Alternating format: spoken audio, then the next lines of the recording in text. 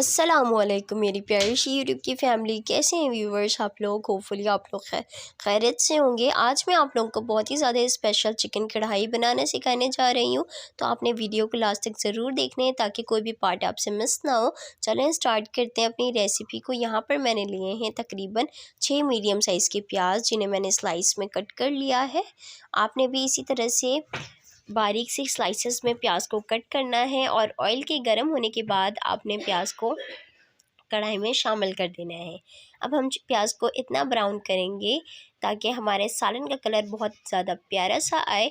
तो मैं आज आपको बताती हूँ कि आपने अपने प्याज को किस तरह से कलर देना है और कैसा कलर आपके प्याज के लिए आपके सालन के लिए और कैसा कलर आपके प्याज के लिए परफेक्ट होता है, जिससे आपका सालन बहुत ज़्यादा अच्छा बनता है। मैं आज आपको बहुत ही स्पेशल सी कढ़ाई सिखा रही हूँ, तो इसके लिए स्पाइसेस आप देख लें।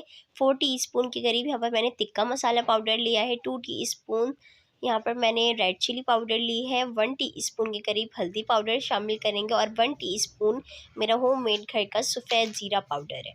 यहाँ पर प्याज को आपने पिंक से शेड पे थोड़ा सा ब्राउन शेड पर आपके प्याज का कलर हो जाए तो आपने इसमें 3 पाव के करीब चिकन ऐड कर देना है।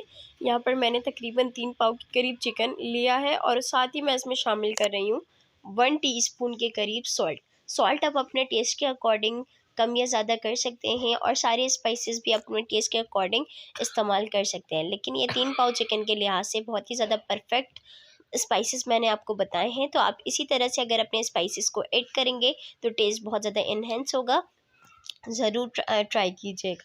यहाँ पर चिकन को मैं अच्छी तरह से फ्राई कर रही हूँ ताकि चिकन का कलर जो है वो चेंज हो जाए, और नमक मैंने इस वजह से ऐड किया है ताकि चिकन में नमक अच्छी तरह से रच बस जाए। और यहाँ पर मैं टमाटर और मोटी हरी मिर्चें शामिल कर रही हूँ।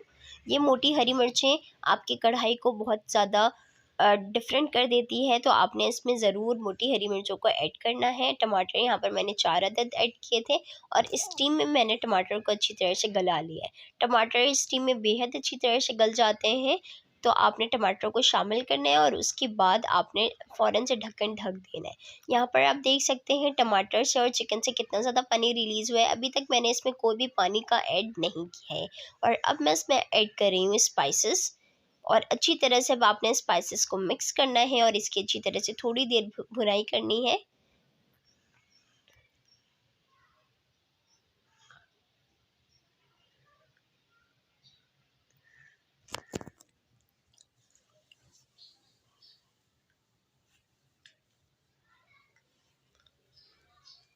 ये मसालों की भुनाई जो आप करते हैं ये बहुत ज़्यादा ज़रूरी है, क्योंकि मसाले जितने ज़्यादा अच्छी तरह से भुनेंगे उतने ही आपके सालन में टेस्ट आएगा। यहाँ पे मैं थोड़ा सा पानी ऐड कर रही हूँ तकरीबन अभी, ताकि हमारे स्पाइस जो हैं वो जले नहीं और मसालों में एक अच्छा सा टेक्सचर आ जाए।